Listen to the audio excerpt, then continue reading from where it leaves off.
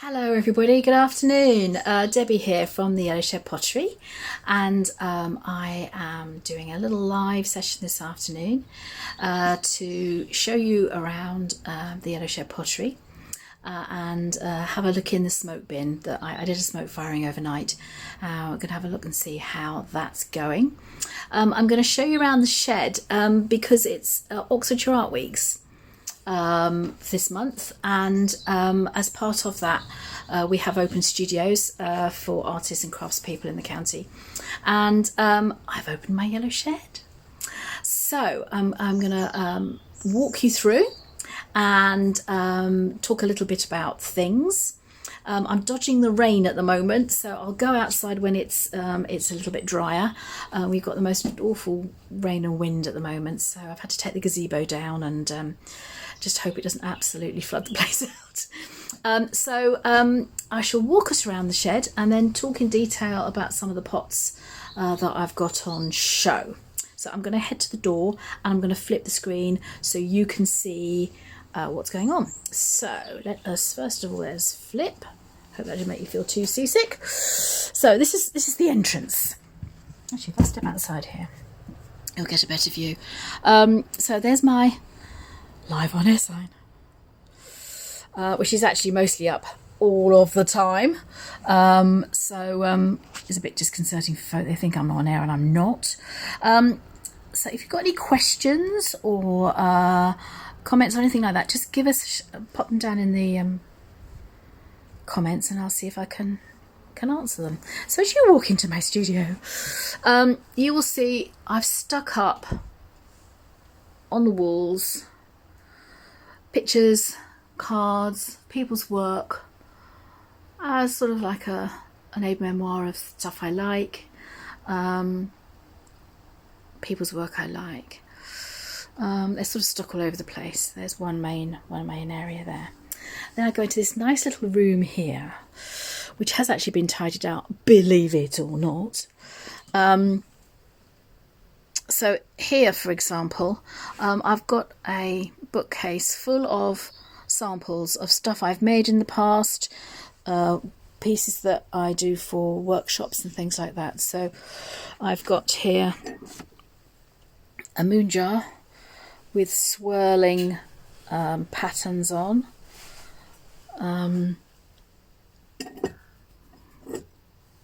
Piece that I've done in homage to Lucy Ree there.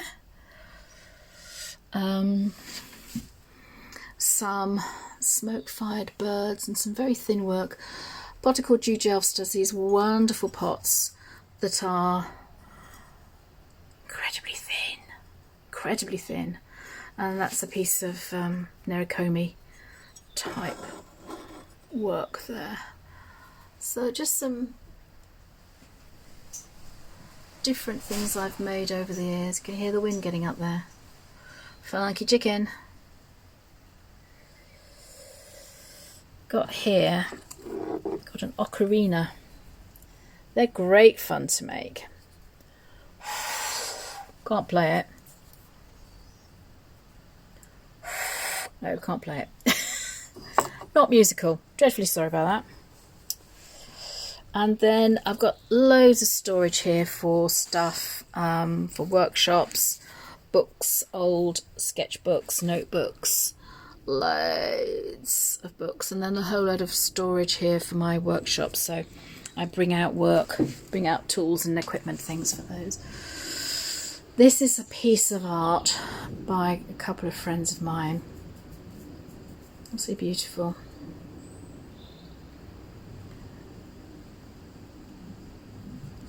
Absolutely gorgeous. And then over here I've got storage for glazes. In normal times this is where I dry work, but at the moment it's just holding a lot of stuff that gets put on other work surfaces that are currently being used to display pots. So this is the display side of things. Here we go. So this is the Raccoon area, and I've got it's mostly moon jars that I'm displaying.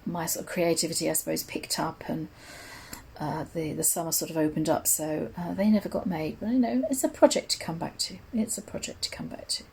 But it was great fun, and it was really nice to sort of get back in, use something like this to get back into the groove of making. I don't know how many people actually took part in it. I think Jeff, the chap who issued the challenge, myself were the only ones to actually post any pictures of stuff we'd made, so maybe it was just us two. But I'm grateful for him for the idea. It was an interesting way to get the creativity working. This little thing here is an Obvara pot. It's a funny technique, Obvara. When I first learnt about it, I honestly thought somebody was having me on. I'm known for my gullibility. And basically, it's a technique where using a Raccoon kiln, you put your pot that's got nothing on it into the kiln, take it out at about 950, I think, and instead of plunging it straight into smoke bin or anything like that, into water, you plunge it in to a bucket of batter mix. Now this batter contains flour, sugar, yeast and water, and you have to let it ferment for 3 or 4 days before you use it, so it's starting to smell like beer. And when you plunge your pot in there, it goes blah, blah, blah, blah, blah, blah, blah, blah, blah, the heat. And when you take the pot out, it looks like it's covered in slime. It's absolutely disgusting to handle. But you wash it off and you get these effects.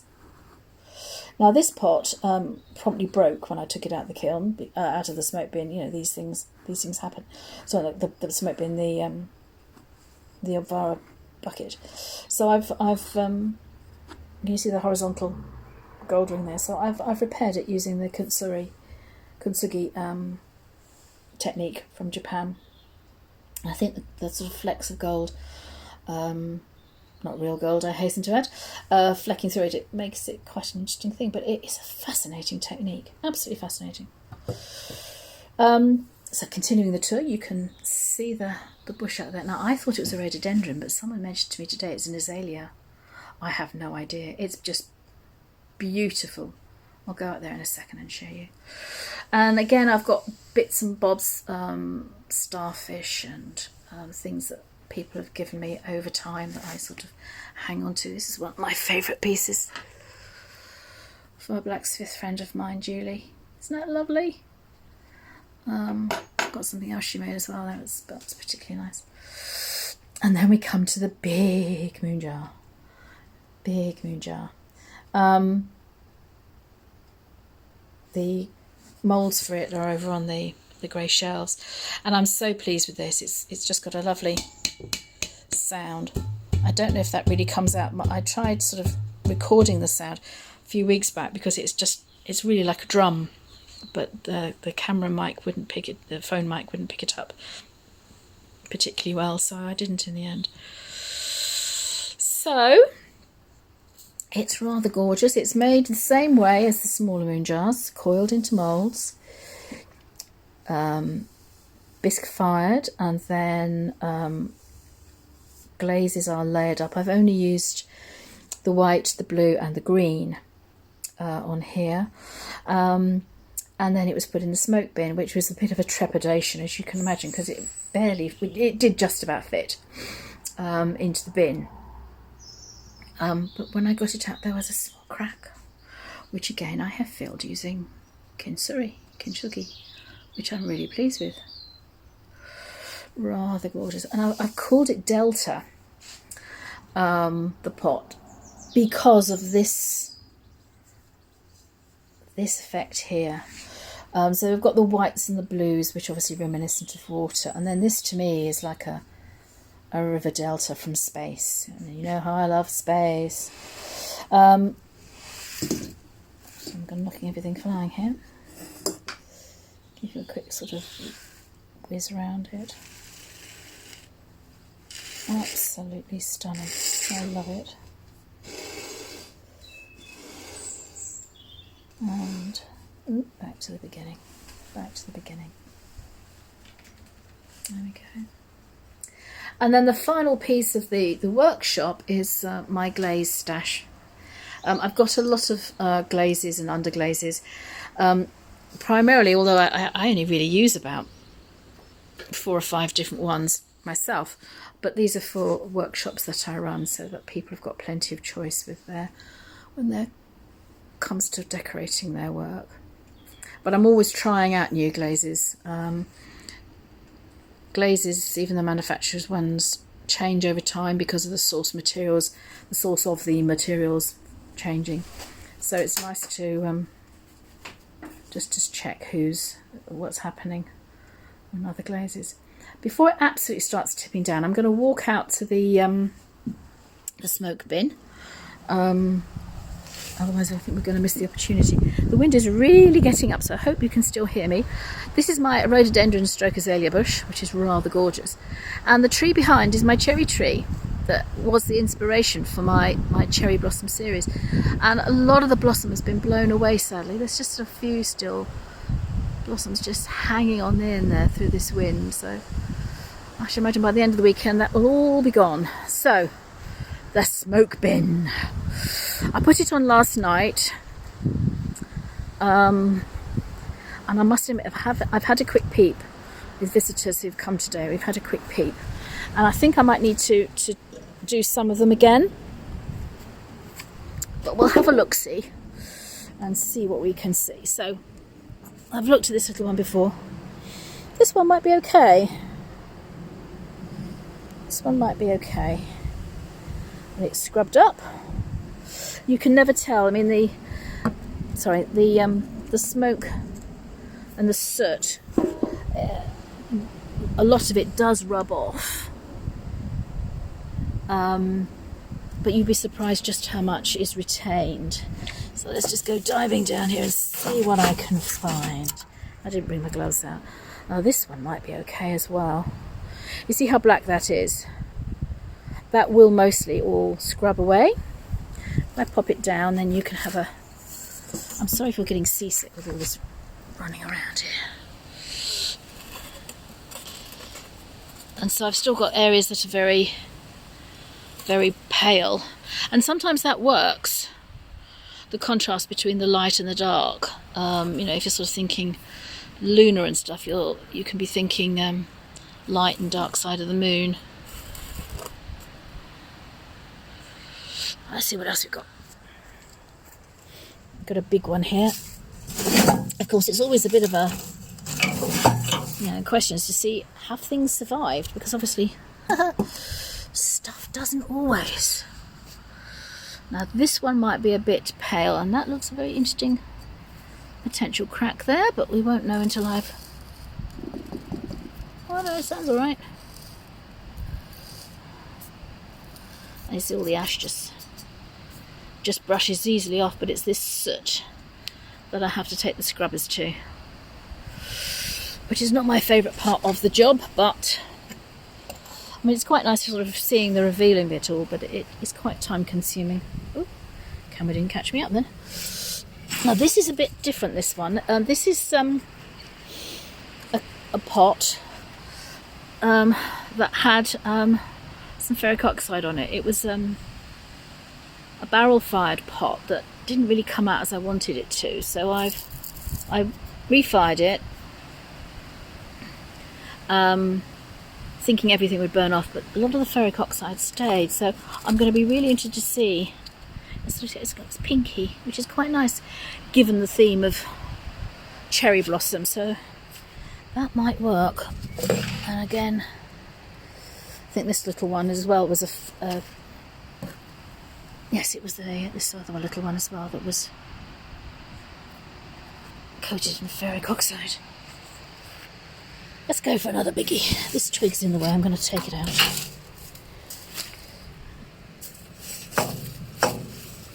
When you're loading a bin, I like to position them in all sorts of angles, so some will be... Oh, this one looks interesting. Some will be upside down, some will be the right way up, some on their sides. Sometimes they're touching each other so that... so here, for example, it was either resting against the bin wall or against another pot, and there's very little smoke. Again, here you see you've got lots of dark, so it may have been touching another pot there. Oh, actually, I'm going to be quite interested with this one. This one looks really interesting. Can you see the crackle? Can you see the crackle? There we go. We've got a medium size one. Now this one, I don't know if you were watching. The other day I did a live where I was showing how I put decoration, how I put glaze on the pot. And this pot I put on, look at that mess, using one of those nylon netty shower scrubber spongy things, just to see what would happen. I know it's different, but we will see. That's a bit pale, see. I might put that in again for a bit of refiring, re-smoking. And this one again is a bit pale. It's okay-ish there, but it's a bit too. You see, if something's very dark and then light, it's an interesting contrast. But if it's all sort of quite pale all over, then they just look dirty. They don't look fired at all. Thank you for your patience in being upside down and travel sick, seasick. This one again, you see that's very clean there, not so dark there. But there again, I sort of wash them, brush them up, and you just never know quite how they will seem. Quite how they will seem. And sometimes something that you think is going to be good isn't, and then so you just keep getting pictures of the bin there, don't you? I think I've got about 6 or 7 little ones, and so I've got another 4 there. I've got another couple to find.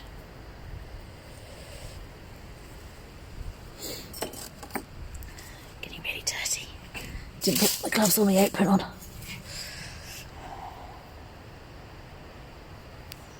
There we go. We don't know about that one. I might need to be.